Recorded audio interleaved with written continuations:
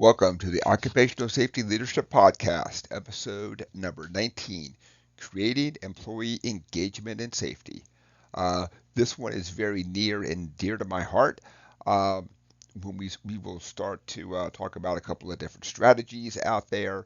The one thing I've learned in doing safety for almost 30 years is that I can write a fantastic SOP from my cube, and it really means nothing unless I have the buy-in of management and the employees. The employees know the hazards. I think I know the hazards pretty good, really good at documenting stuff, but it's really the people who are exposed to the hazards who really understand how these machinery works and confined spaces and all the other stuff.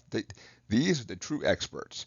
So the biggest thing that we can do as safety professionals is give them as big a stake as we possibly can. Part of this, of course, is we really have to sit down and work at building that trust. So trust is a two-way street. Let's go on to the next slide here. Um, so when we talk about employee engagement, it also means the management must trust the employees, and of course the employees must trust the management. When they bring something up, there has to be a change. And if there's not going to be a change, if their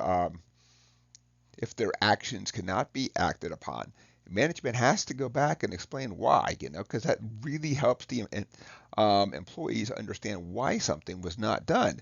Um, People will work really hard and they really want to be part of the solution out there, but when they give solutions and it's not acted upon, eventually they just end up shutting down. So let's talk about a couple strategies. I think I've spent a lot of time on top of my soapbox. So let's kind of get into the whole meat of the whole thing.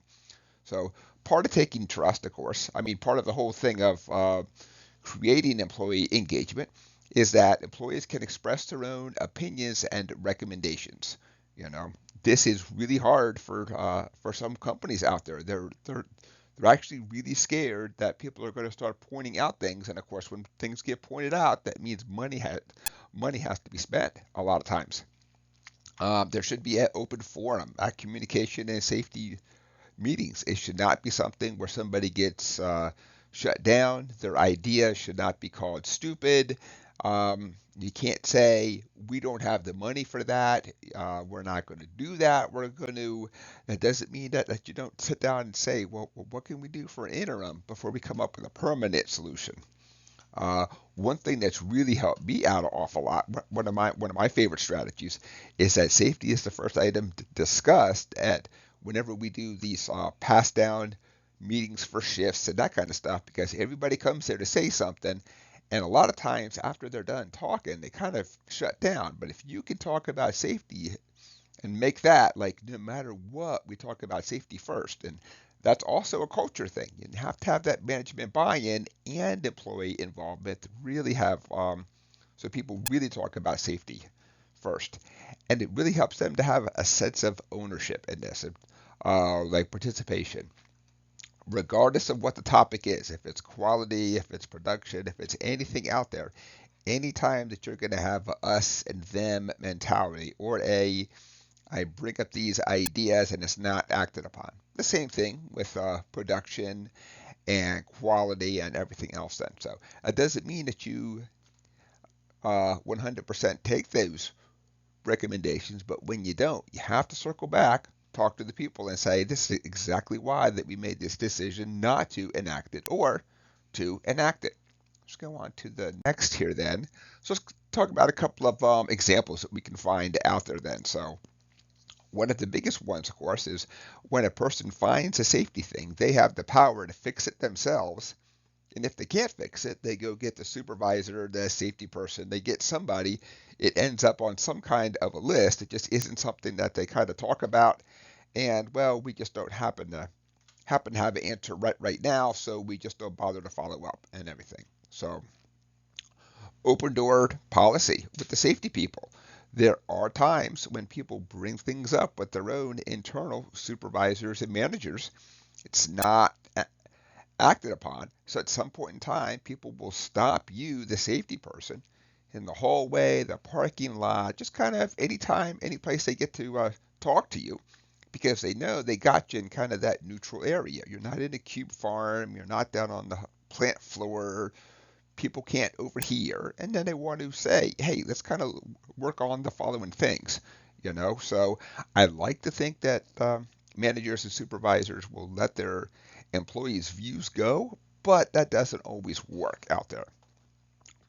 One of the biggest things that really helps out is participation and critiquing of fire drills, evacuation drills. If you do a gas leak or chemical spill, any of the drills you're doing out there, how do we make it better? Because as safety professionals, a lot of times we write these plans and we do stuff, but we really have to go back and execute the plans. We just can't write these and say it's on a binder in a shelf. It's awesome.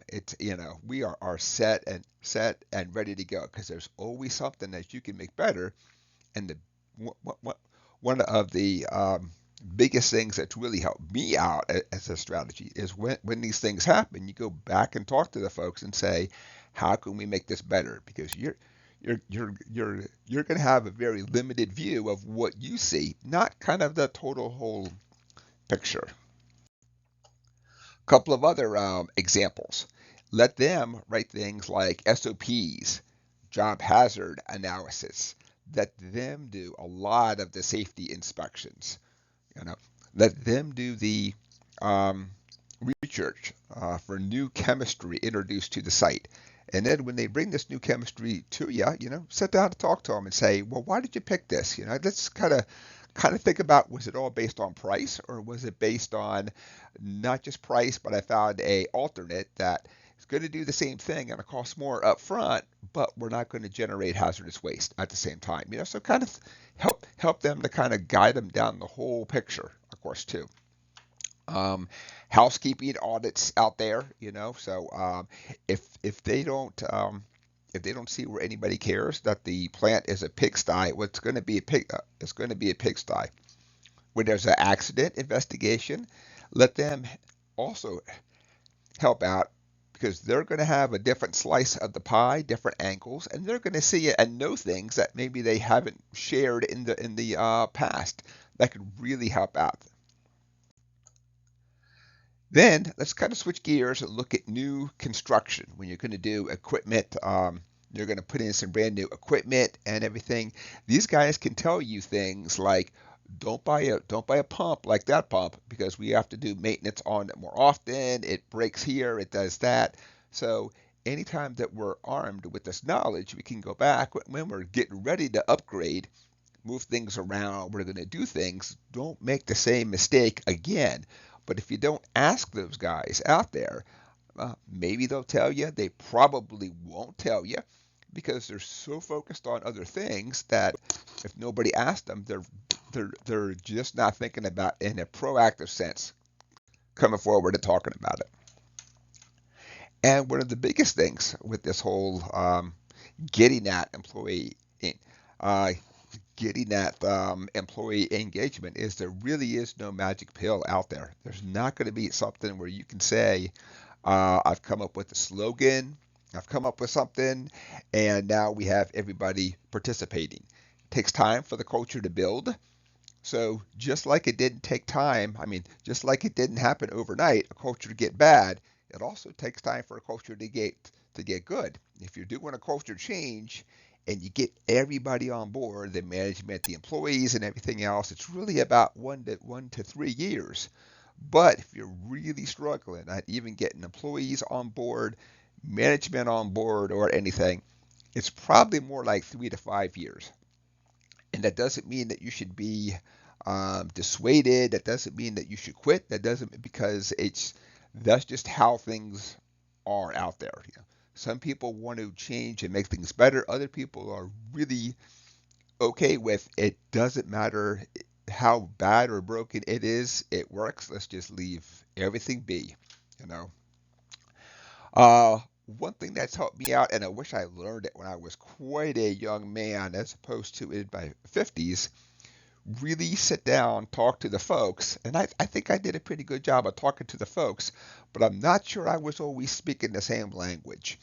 You know, when you're talking to a vice president, you have to use different language than when you're talking to somebody who's down on the floor, welding, or the janitor, or that middle level supervisor or manager. Kind of understand exactly what they're thinking, understand the culture that's out there, and then kind of blend in the solutions with the culture that's there. If you just try and do something really radical, doesn't mean that it won't work. Some people are kind of scared of a drastic change, but if you introduced it slowly, almost when you use the principle of a frog, if you were going to cook a frog and you put him in boiling and boiling water, he jumps out like right from the get-go. But you could put a frog in that water and slowly raise up that heat, and he'll never jump out. You know, so think about that boiling frog. If you did it too fast, probably going to scare people. You're going to have a harder time. But if you just kind of put it in slowly, built up, because there's a lot of things to work on. So you shouldn't just say I can only work on employee engagement for this next 4 to 5 months, and then I'll focus on something else. This is going to be one of several things you're all doing at the same time. And any chance that you get, use their idea and plans as much as you possibly can, because once again, you can only do so much, and these people really know the hazards out there. They know the culture. They know all that stuff. Then, so anytime that you can use their plan and their ideas, you're going to have a lot more buy-in. And that is it for episode 19, creating employee engagement and safety. I want to thank everybody for joining me today. My name is Dr. David Ayers. Have a safe day.